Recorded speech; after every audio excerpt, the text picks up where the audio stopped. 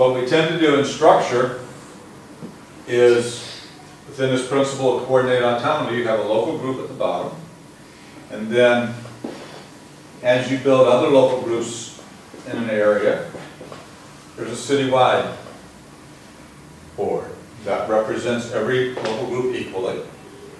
Not by members, because you know, but it has to be an active local group. And then if it goes broader throughout the, country or whatever, then there's a national board that represents all those groups, so they can make policy on those issues. It can act in those terms, or something across the United Kingdom or whatever it is. In each case, it's all based on numbers. It's all based on autonomy. You get to decide still what you're doing in Easton, or what you're doing in Bristol, or what you're doing nationally. And it's based on equivalency of your votes. You have to have good leadership.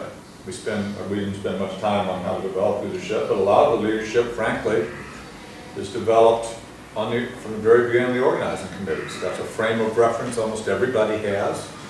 Is they worked, they built an organization, they remember what it was, they know what they built, they changed something. This is what they share. Cesar Chavez of the UFW used to say, they would ask, well, what's your leadership development program? He said, picket line. As farm workers went on the picket line, they learned what it took to be leaders. Most people have never been leaders. They learn by action. We value sweat equity. Those people who work over and over again tend to be elected as leaders. Sometimes that's the loudest person in the room. Oftentimes it's the quietest. All of us know there are more women leaders than men. That's just the way the world works in low and moderate income communities. If we don't do a good job of pulling those leaders out of those communities, we end up with very crippled organizations. Everywhere in the world we've worked, whether it's in, Dharavi, a mega slum in Mumbai where people pay 50 rupees, or San Juan de Argancho, one of the larger slums in the world outside of Peru, people are paying dues to support the organization.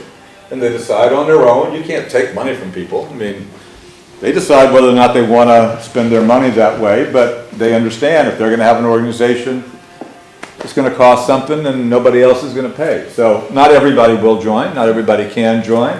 We make as many ways for people to be active as we can, but enough people to join that we can guarantee that the organization will be sustainable and be permanent. And that's what we're looking for. We'll know we have, 252 members in a particular neighborhood, but when people self-identify for what organizations they're members of, they'll see the results of surveys and we'll have 75% membership. Well, we don't have 75% membership because membership is determined by paying dues in the organization, right? But people self-identify.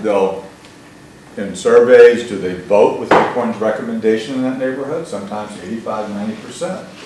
All of that has to do with the fact that even sometimes when they don't physically participate or join, they still identify ACORN as their organization. So there may be a million reasons. And once again, look at what we're doing here. We're door knocking, even though we know people are working 2 or 3 jobs.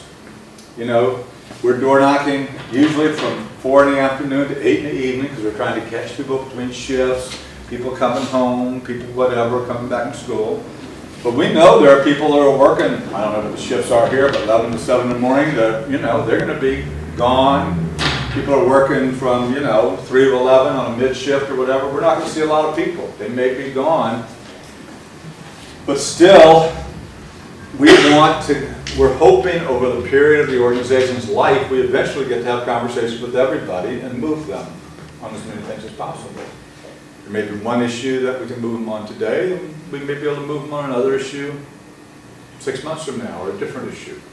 We may be back in a home visit campaign. We generally try to door knock the entire neighborhood once a year in a neighborhood group because we'll often catch different people we didn't catch the first time. So it'll still be a new experience for them. So organizing is a process. It's not that you ever get to a final result. So at the end of a 6 to 12 month period, we hope to have 350 members. Why is that? Because as a rule of thumb, if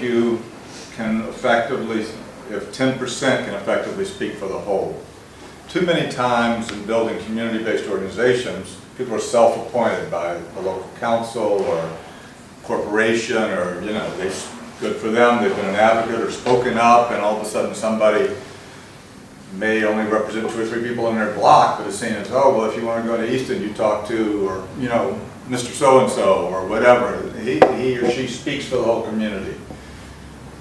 We've tried to create a culture through the organizing drive that the people who speak for the whole community are the people who are elected by members of the community, and although there's no way to exactly have an election of all 3,500, we try to be as inclusive as possible across all of what is the area of the organization to get a membership that can be arguably effective in representing people. You're always building, but we try to get in a fairly short period of time up to that 10%, so we can say, yeah, you know, we don't have everybody, but 10% of the people are members, come to our meeting, join us, or whatever. And it also then means something. If you're working with somebody who's elected or whatever, well, who are you? Well, you know, we are what we are. We have in Easton, you know, X number of members. We meet, you know, so you can define who you are and test it.